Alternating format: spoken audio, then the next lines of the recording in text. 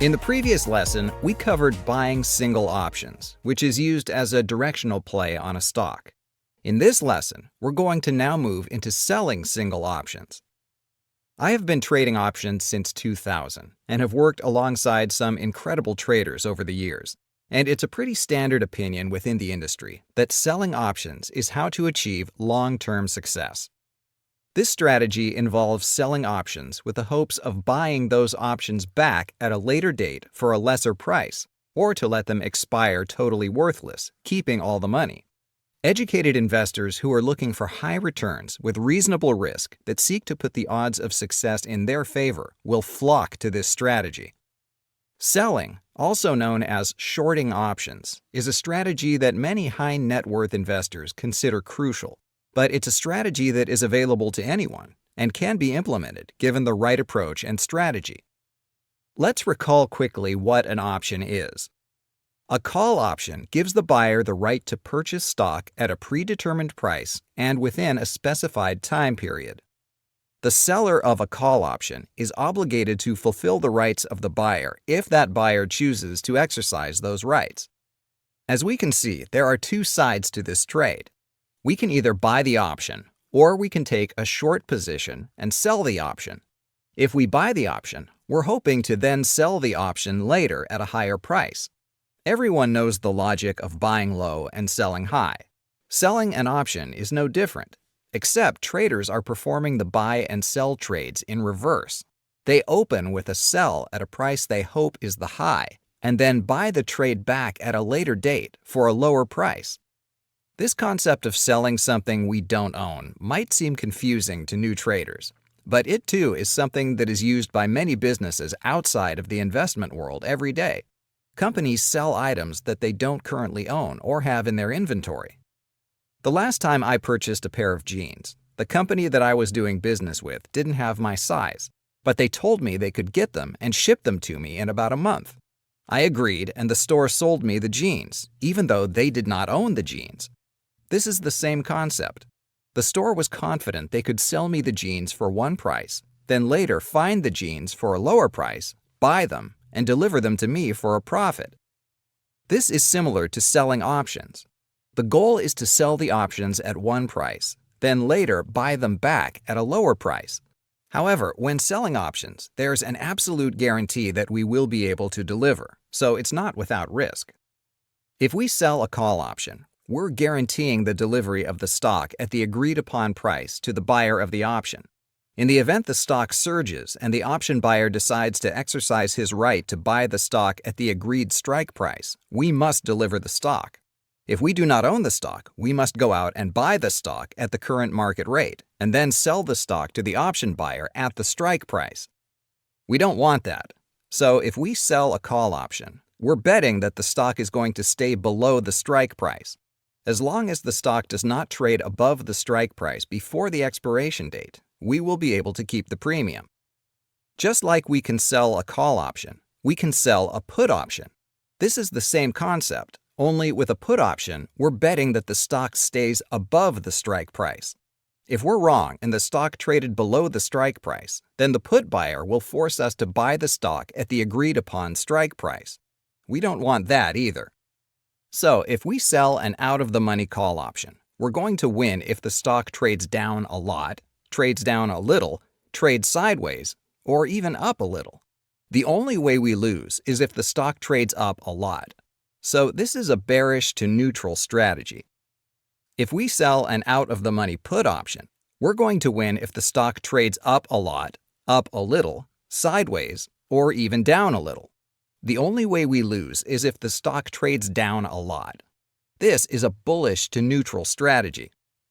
This is why the selling option is so powerful. We don't have to get the direction exactly right. Let's look at an example. First, we have Bob, who is an active daily stock trader. Bob thinks stock XYZ, which is currently trading at $50, is going to trade up over the next month and buys 100 shares. Next, we have Matt, who is also an active investor, but who trades options. Matt sees the same thing as Bob and makes the same prediction that XYZ is going to trade up.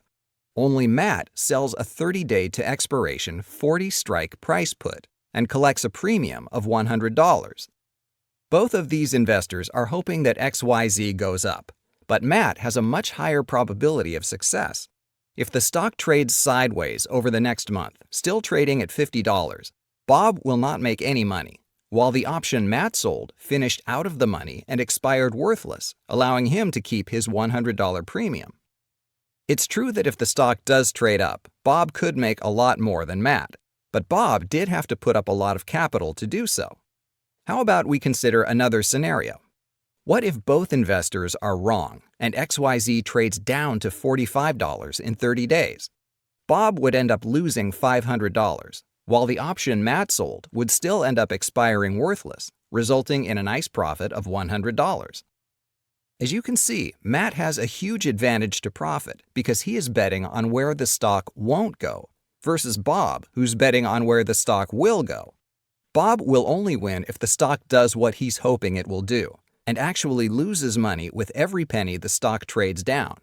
Matt will make his full investment just as long as the stock does not trade below the short put strike of 40. This means it can trade up, sideways, or even down a little, and all scenarios work out great for our option trader Matt.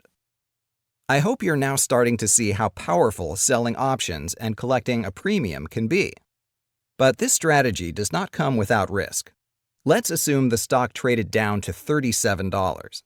Here, Matt would be forced to buy the stock at 40, even though it's trading at 37. This means the option has $3 of intrinsic value at expiration, and because each option contract controls 100 shares, Matt would take a loss of $300 minus the $100 premium he received, so his net loss would be $200. This is clearly bad, but when compared to our stock buyer Bob, Matt is still coming out better. Bob, who owned 100 shares of stock, lost $13 per share for a total loss of $1,300. Ouch!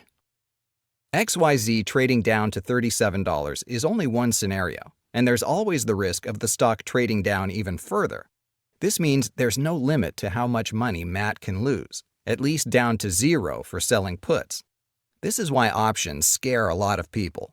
Matt is betting that the stock is going to stay above 40, but theoretically it could trade down to zero, and if it did, Matt would have to buy the stock for $40 100 times for a loss of $4,000, minus the $100 premium he received for a total loss of $3,900.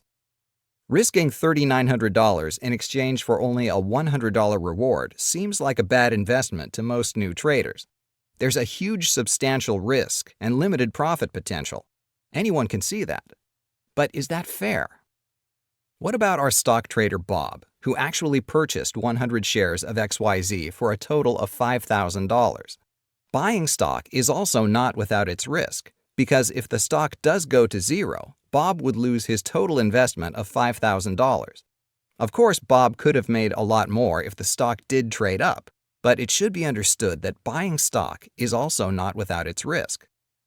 Moving back to our short option position, as we can see, risking a huge amount of capital in exchange for limited profits scares off a lot of investors.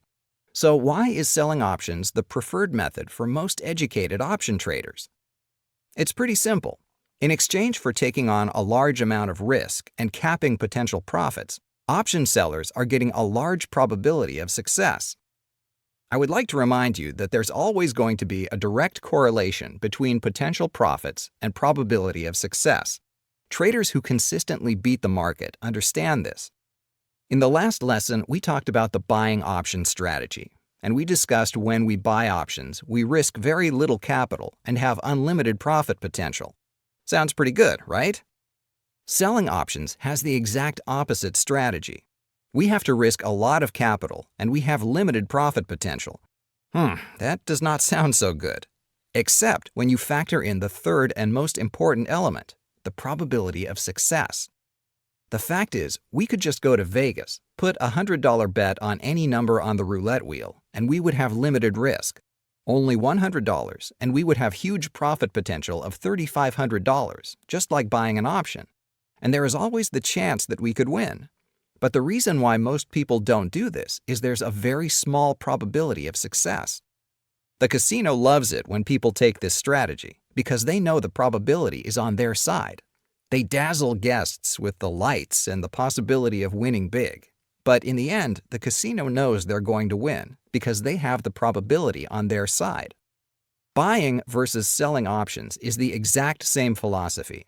You need to ask yourself, do you want to have the power of probability in your hands, much like a casino? Or do you want to gamble and hope you get lucky, like the player? One of these strategies is proven to work and used by educated money managers and high net worth individuals, and the other is used by people hoping to get lucky and hit it big. The fact is, selling options is not risky when performed intelligently, and when you execute many high-probability trades that pay a little, in the end, that turns out to be a lot. When there's a loss, it can be adjusted, so it stays small, and then easily absorbed by all the profits from the many winning trades. With that said, don't go out and sell a bunch of options either, as there is a lot more learning we need to do in order to keep ourselves safe. If you're feeling a little confused, don't worry. That's normal for everyone, and with time and experience, it will all start to make sense. All right, everyone, that's it for today. In the next lesson, we're actually going to go through the process of selling an option live, so you can see firsthand how selling options work.